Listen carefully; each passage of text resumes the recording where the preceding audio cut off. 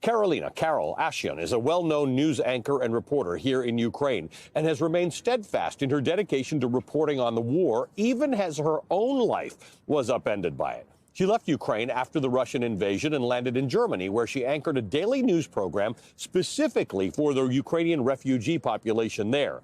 Despite being forced to leave Ukraine, Ashyan knew that she had to carry on her purpose as a journalist, telling the Associated Press, quote, "My life has changed completely. But I'm Ukrainian, and I want to be like a voice of freedom for people, for all the people suffering from this war."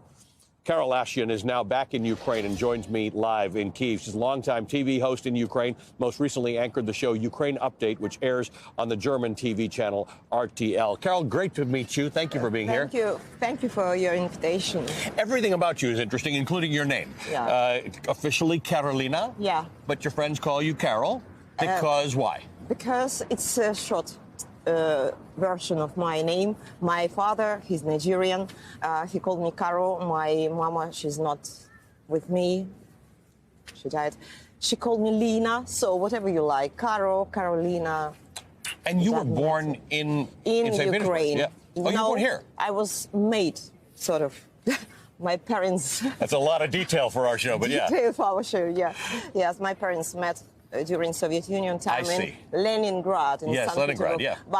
But I was born in Ukraine, in Shoska, in the north part of Ukraine. Very good. And then you were here, you were a TV host. When the war broke out, you went to Germany and were doing a show for Ukrainian speakers. Yes, exactly, because I don't know Deutsch language, German language, and I was lucky, you know, because it was my dream or my plan to stay in Germany for a long time. So, you know, each of the person who fled from the war, I have my story because I lost my mother and my best friend, and both of them died before the war, 2 months. I was really depressed, yes, and it was really challenging time for me. And when my friend asked me to help her to transport her children, I immediately agreed.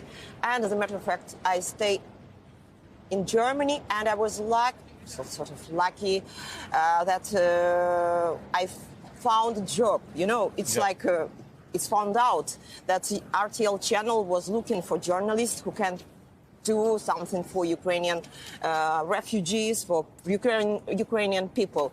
So that I got this job, and we produced the program for Ukrainian refugees, Ukraine Update.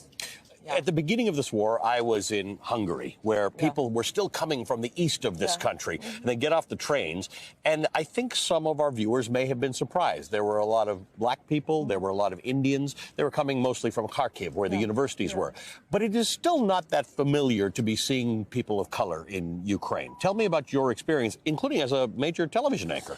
Yes, I'd like to say, and I want to emphasize that always Ukraine was well known for our hospitality.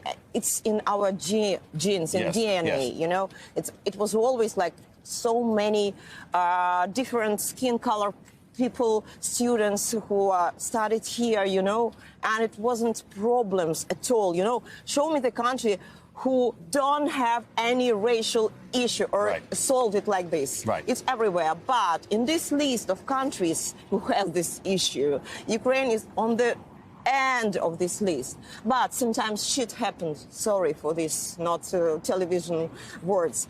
But I'm a public person, and you know I have my story, but for me it's closed because I shared it on my social media, and I got really strong and huge support from people, and I think it will never ever will happen in Ukraine, especially in these circumstances when we all united and we need support, and we always welcome for people from different color, skin, shape of eyes. But in that situation, I heard a lot about this situation with African students who were fled to their countries. Yes, I understood that, and I know that it was not very nice. But I can't comment it because I weren't there. You know, you weren't there. I don't.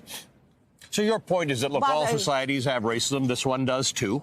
but you feel that, generally speaking, Ukrainians have... It's very tolerant country, very tolerant country. And after the war will finish, I really believe that the people from all over the world, from Africa, India, Asia, will come to Ukraine, and we will build with Ukrainians our new future.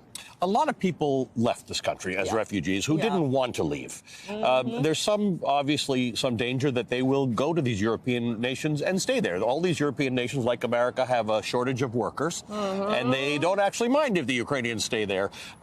How does this country get, when this war is over, get all its best people back rebuilding? Yeah. This is the issue. You know, I think our government has a big challenge to solve this problem, because we need people, this is a new oil in our time. So, but if you ask me, where I felt I'm sorry for my bad English. No, it's fantastic. Comfortable living aside Ukraine, not in Ukraine, I would tell you no. And I know lots of Ukrainians who are ready to come back to Ukraine. And it will be like this, I'm sure. We keep hearing the same thing. When we talk to Ukrainians outside of the country who didn't leave by choice, they are waiting to come back. To come back. And they don't say if, but they say when. When. When. When the war is with people, all the people needs stable life, especially people who have children. You've seen this war from both sides, inside Ukraine and outside Ukraine.